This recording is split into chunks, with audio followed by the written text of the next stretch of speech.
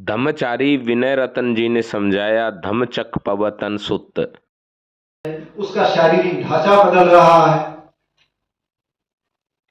देखो, जब हम बच्चे जन्म लिए कितने से, 1 फुट के, अभी कितने बड़े हो गए। कुछ दिनों के बाद आप कितना भी अच्छा खाना खाओ, आपको मरना ही है। कितनी भी अच्छी दवाई ले लो, आपको मरना ही है। मृत्यु ये जीवन की अंतिम सच्चाई है कि हर व्यक्ति को मृत्यु है ही है। मरे बगैर वो नहीं रहेगा। तो मृत्यु, कुछ बात हो ना हो, मृत्यु होना ये तय है हर एक का। तो बुद्ध यही कहते हैं कि जो जन्मा है वो मरना है। फिर पौधा हो, ये दीवार हो, भवन हो, पहाड़ हो, पानी हो। पानी भी सकता है कि नहीं? जैसा का वैसा पानी रहेगा क्या? आप पानी जैसा का वैसा रखो, जैसी की वैसी नहीं रहती। ये बुद्ध की शिक्षा है, अनित्य। और इस अनित्य के कारण दुख होता है। अब ये अनित्यता किसके ऊपर कब आएगी, इसका कोई भरोसा नहीं है। अभी पिछले सप्ताह में मैं नागपुर से सफर कर रहा था, तो पता चला कि यहाँ दिल्ली में भूकंप हुआ। अभी पिछले सप्ताह की बात है, शायद बराबर है। कितनी डरावनी बात है। अरे मैं तो 100 साल जीने की कोशिश कर रहा हूँ, तो भूकंप हो रहा है। किसी की भी कोई भी गारंटी नहीं है कि कोई 100 साल जिएगा या कोई 2 क्षण जिएगा। हम यहाँ बैठे हैं, क्या होगा पता है हमको? अगला क्षण क्या होगा किसी को भी पता नहीं होगा। तो बुद्ध कहते हैं यह अनित्य है, और यह अनित्यता का दुख जो है इसके लिए कोई उपाय नहीं। जो चीज है वो बदलने वाली है। आज जो व्यक्ति, आज जो स्त्री या पुरुष सुंदर दिख रहा है, कल वो बेढंगा दिखेगा। इसका कोई भरोसा है? कोई भरोसा नहीं। तो यह जो बातें हैं, यह बातें हमेशा घटी है। दूसरी बात, अनित्यता को पलटा नहीं जा सकता। जो बच्चा हुआ है, जो बड़ा हुआ है, उसको आप छोटा कर सकते हो क्या? मैं बच्चा नहीं बन सकता, मैं युवा नहीं बन सकता। तो रिवर्स गाड़ी नहीं हो सकती। आपको चलना है तो आगे ही चलना है। पौधा जो है वो वृक्ष ही बनेगा, फिर पौधा, और फिर नीचे नहीं जाएगा। उसको फल आ सकते हैं, वो फूल सकता है, वो छाया दे सकता है, लेकिन वो पूर्व स्थिति में नहीं जा सकता। तो ये अनित्यता की बात है कि वो रिवर्स नहीं होती, वो आगे ही चलती है। इसी को तो हम प्रगति कहते हैं ना। भाई मैं बच्चे से बूढ़ा हुआ, मेरी प्रगति हुई है, मेरी अधोगति तो नहीं हुई है ना। तो शारीरिक प्रगति हुई है। तो अनित्यता प्रगति का भी कारण है, अनित्यता विनाश का भी कारण है। अनित्यता विकास का भी कारण है, और अनित्यता विनाश का भी कारण है। लेकिन अनित्यता के विनाश के लिए कारण हमें दुख होता है। तो ये दूसरे प्रकार का दुख है, और इस दुख पर कोई इलाज नहीं। बुद्ध के पास भी इलाज नहीं था। बुद्ध के पास इलाज होता तो छू मंतर करके उसको जिंदा कर देते, कुछ भी चमत्कार दिखाते। बुद्ध ने कभी चमत्कार नहीं दिखाया। बुद्ध ने यह भी कहा कि मेरे शिक्षा का प्रचार चमत्कार करके कभी नहीं करता, डर दिखाकर कभी नहीं करता, प्रलोभन दिखाकर कभी नहीं करता।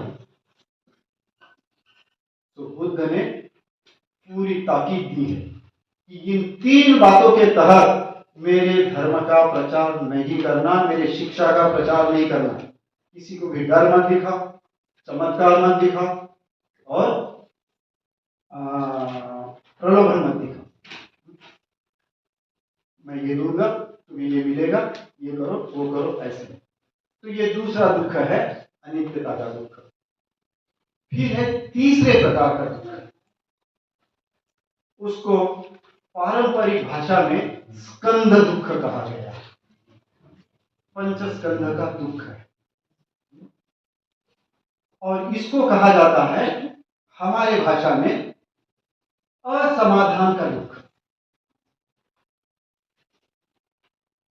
चाहे कितना भी आपके पास हो, आपको संतुष्टि नहीं होती।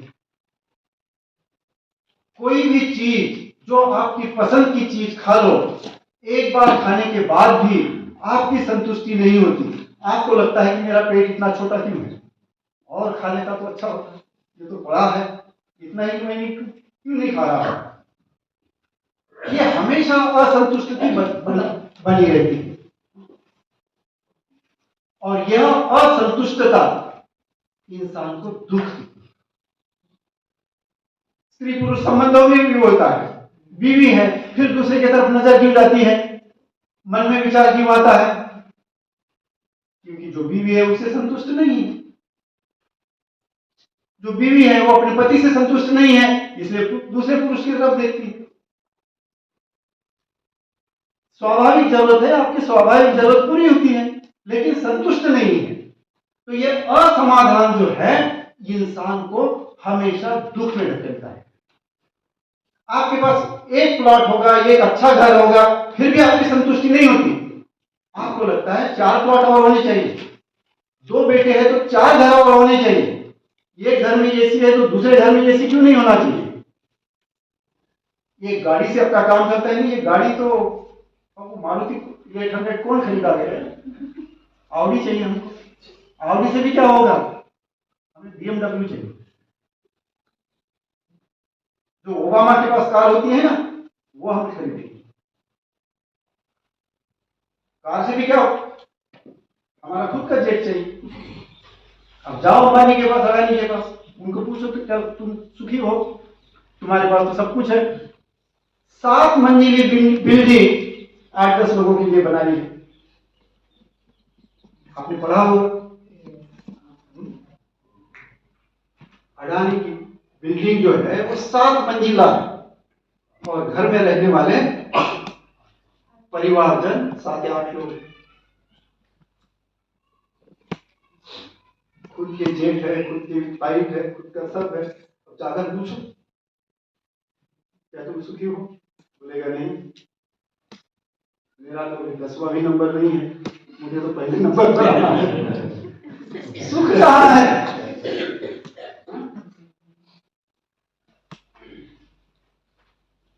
संसार में कितनी भी आपको सत्ता मिले, कितनी भी आपको संपत्ति मिले, कितनी भी आपकी शारीरिक सुख सुविधा की बातें मिले, आपको समाधान नहीं है। और जब तक समाधान नहीं है तब तक आप दुखी हैं। आप लोभी हैं तो आप भिखारी हैं। हम सब भिखारी हैं। जो भी मांगने के लिए जाता है वो सारा भिखारी है।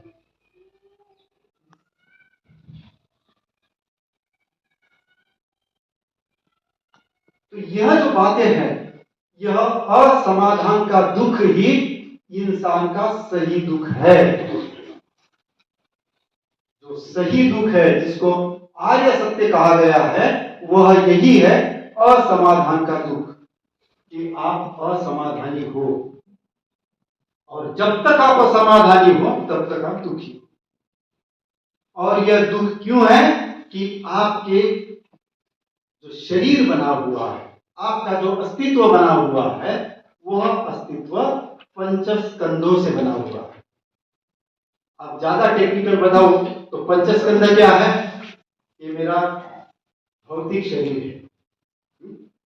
ये भौतिक शरीर, इस भौतिक शरीर के साथ मेरा मन है, और मन जो है वो आदि भौतिक है। वो ठीक से पूरी तरह से भौतिक भी नहीं है और पूरी तरह से पार भौतिक भी नहीं है, मतलब भौतिक के परे भी नहीं, कुछ भी नहीं है, ऐसा भी नहीं है।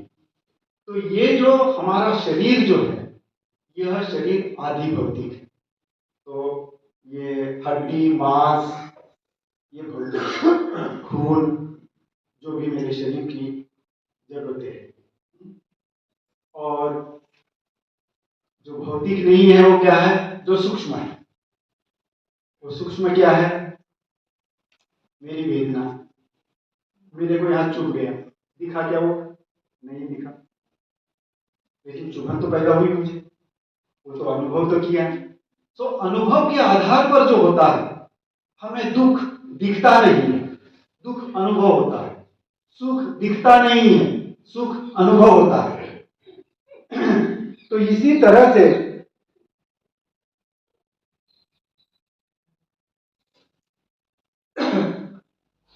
हमारे शरीर के जो चार अंग हैं, रूप एक दिखने वाला है, वेदना दिखती नहीं, फिर वेदना के बाद संज्ञा। संज्ञा का मतलब है नाम दिया मैंने, उसको कहते हैं संज्ञा, कि मैंने एक नाम दे दिया। कि जैसा ये है, तो मेरे को एक कप दिखा, तो मैं इसको कप कहूंगा, कोई इसको मग कहेगा, कोई टम्बलर कह देगा, कोई कुछ कह देगा, ये जानने के लिए। लेकिन ये एक पदार्थ है। तो ये जो जानने की प्रक्रिया होती है, उस जानने की प्रक्रिया का एक हिस्सा है कि इसको देखकर मेरे आंखों ने देखा, आंखों ने देखकर वेदना हो गई कि ये कुछ तो है यहाँ, और क्या है वो जानने के लिए मैंने नाम दे दिया कि इसको कब कहा जाता है, वो हो गई संज्ञा। फिर दोबारा मैं जिसको देखूंगा तो मैं कहूंगा ये कब है, क्योंकि पहले बार मुझे बता गया ये कब है। ये हो गया संस्कार। और इस संस्कारों से कारण जो बनता है वो होता है मन। तो ये मन के चार हिस्से हैं।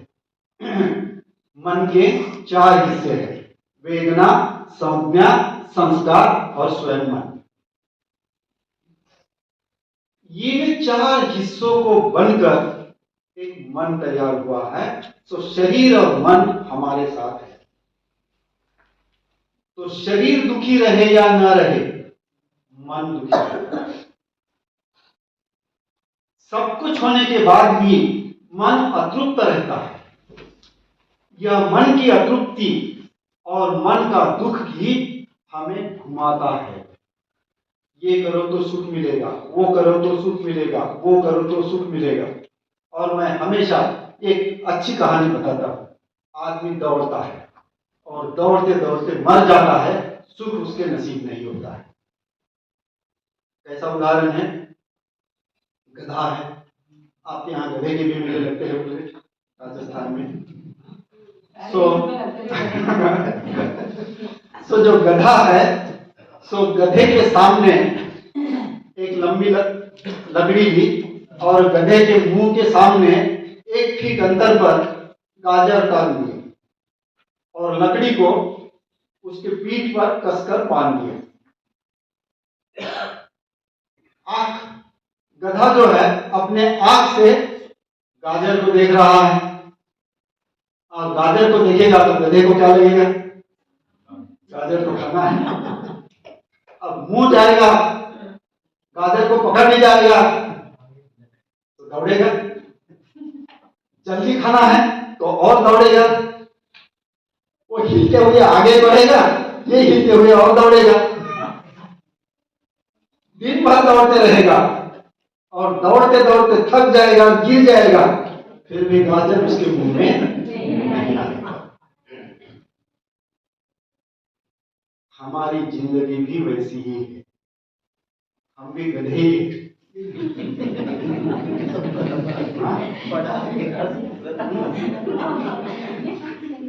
गधे के जैसे ही हम दौड़ते हैं सारी जिंदगी भर, और जिस चीज को पाना है उस चीज को पाए बगैर हम मर जाते हैं। हमारे बुजुर्गों का अनुभव देखो, हमारा स्वयं का अनुभव देखो। यहाँ सारे प्रौढ़ लोग बैठे, वो अपने अनुभव को जांचे कि जिस चीज को पाने के लिए आपने इतनी मेहनत की कि ये मिलने से मैं सुखी हो जाऊंगा, ये मिलने से मैं सुखी हो जाऊंगा, ये करने से मैं सुखी हो जाऊंगा, वो बात आपने की, आपके पास आ गई, आपके पास है, सब कुछ आपके पास है, फिर भी क्या आपको गाजर मिल गए?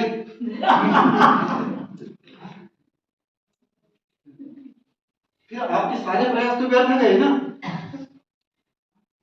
इसलिए पहले मुद्दे पर आ जाओ। इंसान की स्वाभाविक जरूरतें, स्वाभाविक जरूरतों में यदि आप संतुष्ट हैं तो आपका जीवन इतना सहज, इतना सुखपूर्वक, इतना समाधानी हो जाएगा, आप सही में बहुत अच्छा जीवन जी रहे, बहुत अच्छा जीवन जी सकते।